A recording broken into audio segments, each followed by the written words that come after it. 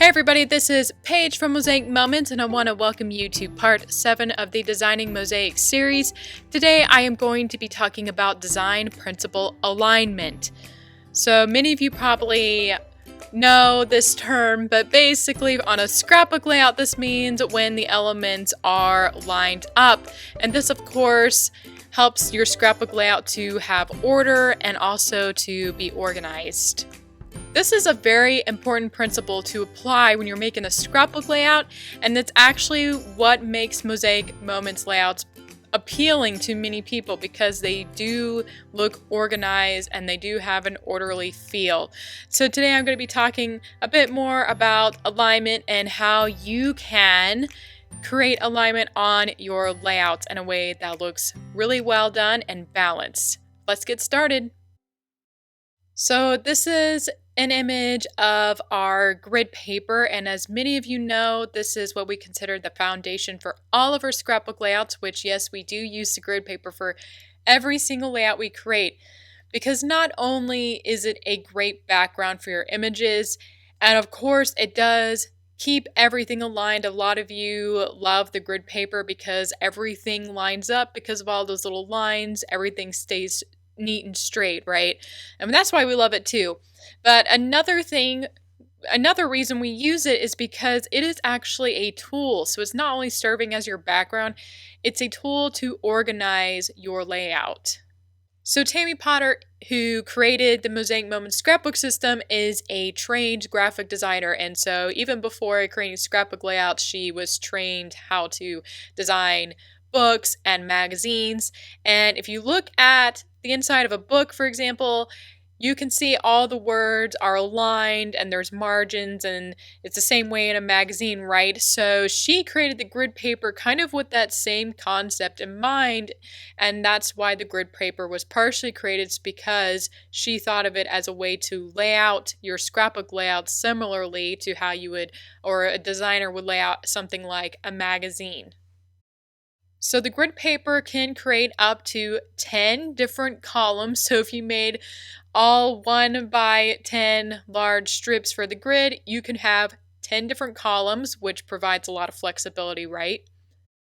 And there's enough room to create 10 different rows. So I have it highlighted in red for the columns and rows to let you see these are sort of like margins. So imagine if a magazine had 10 different margins to create rows or columns, which provides you with a lot of flexibility in how to align your scrapbook layouts.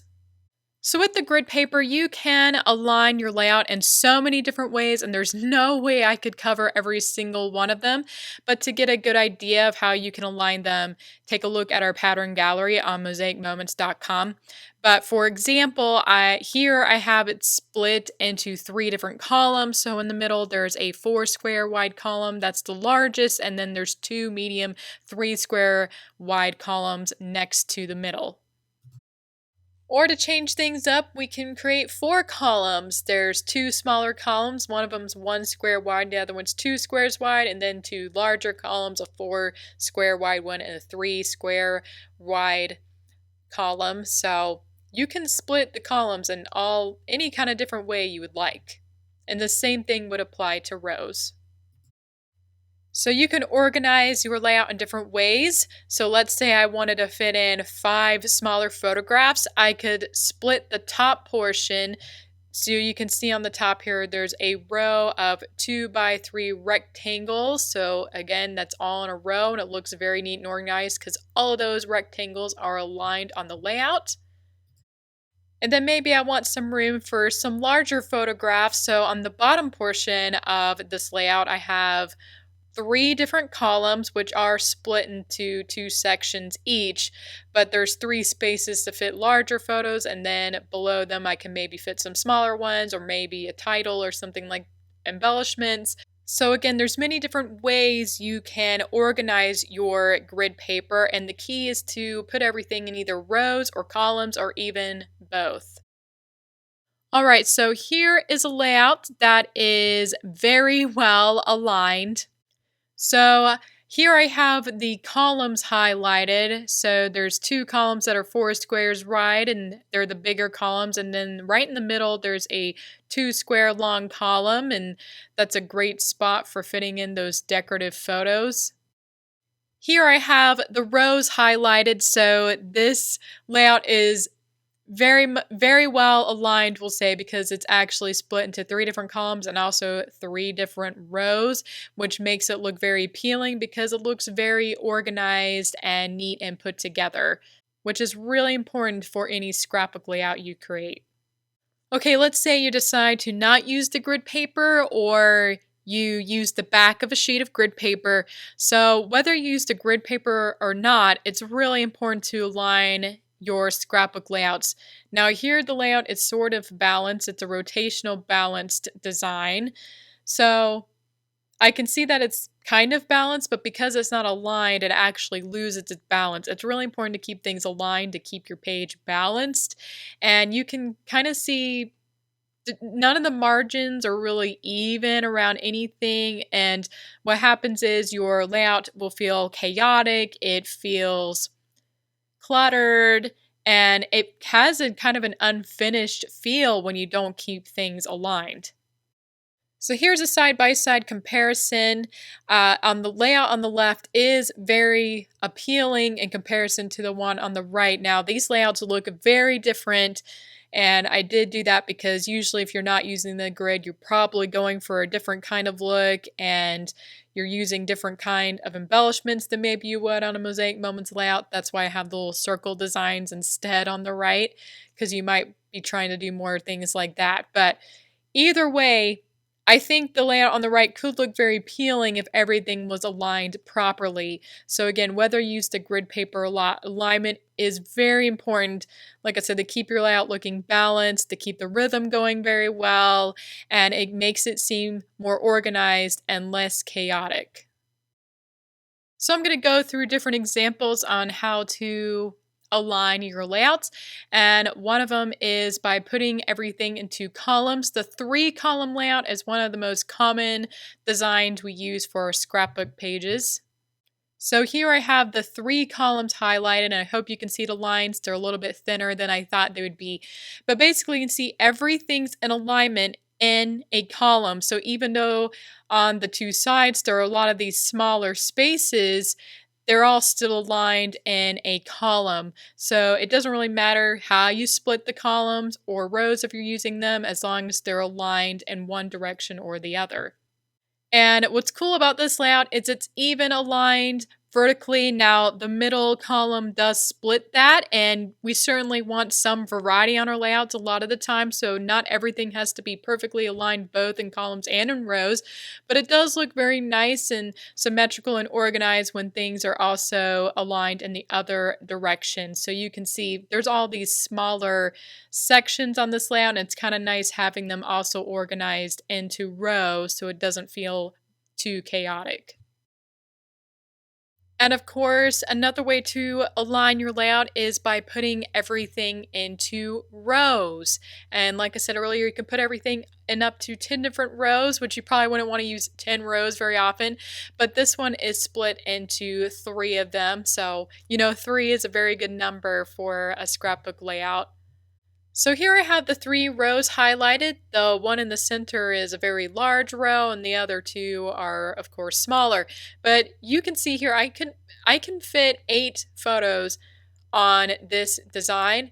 And originally when you're thinking of putting everything in columns and rows, it may seem restricting at first, but I think you'd be surprised how much you can fit on a layout and it would still look neat, clean, and organized because everything's aligned.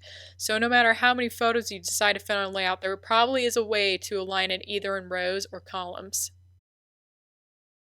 So you might be wondering, how does alignment work on a layout that's rotationally balanced? So this would be like your pinwheel designs. This one is a pinwheel here. So everything's rotating around the middle. And yes, it is aligned, but it's aligned equally, both horizontally and vertically. So here I have the 4 different sections highlighted. There's 2 vertical sections and 2 column sections, and you can see how each section is aligned It's just that this page is broken off into two equally balanced vertical and horizontal sections, which helps balance your alignment on the layout. So in between each section, you can see a little bit of the grid paper and they create a line on your layout basically, which helps give it that organized feel.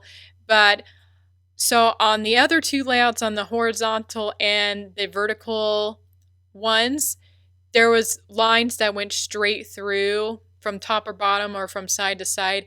So on a pinwheel layout, you're not going to get necessarily a whole row that goes through the whole page, but instead these lines radiate from the middle, and you can see how it's balanced because there's an equal amount of these lines going vertically and horizontally. So what about those asymmetrical layouts? I know some of you like the asymmetrical layouts and you may be wondering, can asymmetrical layouts be aligned? And of course, alignment is still very important even if you're creating an asymmetrical design. So here I have the 3 columns highlighted. So even though it is a very asymmetrical looking layout, everything's still lined up in 3 columns. And it could be the other way around, it could also be in rows. So even if you're going for this type of design, make sure that they're either aligned in a column or a row or even in a rotational alignment like our previous layout. Again, so at first look, you may be thinking this is not aligned and this is sort of that asymmetrical design again. But if you look really closely, you'll see this is split into 4 different rows. Now, within each row, there's little sections and there's the 2 mosaic sections, right? But even that mosaic section lines up with everything else, all the solid blocks on the grid. So here I have those 2 lines of the grid highlighted. It's going in between the 3 rows here, and that's something to look at on your layout. Look at that negative space. We talked about space before, but look at the negative space and see how it's lining up. If you're looking at your layout and you don't really see much straight lines going across like on this layout, and maybe the lines all look very chaotic and not very well organized, it may be time to realign all the elements on your layout. So there is a lot going on in this layout. I have quite a few photos on here and I have pattern paper and the snowflake dies, but everything is all in alignment. This has 4 different columns and the 2 center rows are even aligned vertically, and so are the 2 outer edges. If you look at them, all those squares are aligned with each other vertically. And what's also really neat is that pink strip of pattern paper, which is a very loud paper and it would look very busy possibly, but what I did is I have that even in alignment here. It looks like it's in one big line going across the layout, which is a really neat design tip, by the way. But whenever you have a lot going on, it's best to have everything in alignment, and then it'll feel organized and less chaotic. So I changed up the layout quite a bit here, so it's still possible to not have alignment even when you're using the grid paper. Now, you probably can see this feels a little more chaotic than the last one because there's a lot going on, and this tends to happen when people kind of are freestyling, so you're not using a page pattern, and I think a lot of people feel like they want to just place things wherever they fit on the grid paper, and things will be aligned in the sense that everything will look straight, neat, and organized, but at the same time, this layout doesn't have an organized feel at all. It feels sort of random, which is basically what happened here. I put things down randomly, and it does feel more chaotic even though it's on the grid paper. So here's a side-by-side comparison of the 2 layouts. And one thing I want to point out for the one on the right is the other design principles such as balance and rhythm are not applied here. So alignment is actually a very important principle to apply because it helps you apply the other design principles we have learned about, again, such as balance and rhythm. Again, you may feel like putting everything either into rows or columns seems very restricting because you want to fill a lot on your layout. But if you look at the layout on the left, it is in columns that are aligned, and there's a lot in that layout. So again, it may feel restricting at first, but I say give it a try. If your layouts are feeling a little more chaotic and you're not really sure why yours may look different from our layouts, the key is to make sure the items on your layout are aligned. And once you do that, you'll find that your layouts probably do look more balanced and organized. So I wasn't able to fit in everything about alignment in this video, so I totally recommend in the description below I have the link to the alignment article where you can read more about it and also learn more about aligning other items. So of course in this video I mostly talked about aligning your page designs, but it's also important to make sure things like your photo mats are aligned, and if you use alphabet or number dies or embellishments, really important to align anything with letters like titles. And it's also really important to align any embellishments. So here I have this layout created by Andrea Fisher, which if you love embellishing your pages, go to the Mosaic Moments blog and check out her posts on there. She embellishes a lot of her pages and a lot of them are really amazing. So if you need ideas for embellishing, go check out her post. But I just wanted to show one of her pages real quick. You can see here she used these very pretty embellishments, but they're aligned on the layout. If you look at the column on the right, you can see she has two embellishments on the top and bottom, and they were placed in the center of those blocks. So really important when you have a column or a row that your embellishments are aligned with that column or row, such as here, they're aligned in the center to line up with that column. And the same thing with the other embellishments, they're lined up with the photos that are either above them or below them. So that's the other thing to keep in mind, is aligning these little things like your embellishments and your titles. Alright, we have reached the end of today's video. Thank you so much for watching the design series. We are actually almost done. The next video will be my last video, so hopefully you are subscribed to the channel so you can get the update when it comes up. And don't forget to watch any of the other videos from the series anytime you would like, because these are design principles we have to learn about over and over again for sure. If you have any questions about design principle alignment, please ask them in the comments below. I'm happy to answer any questions you have. Also, don't forget to check out the article for alignment. I have a link in the description below as well. Alright, I hope you guys enjoyed this video, and I'll see you next time.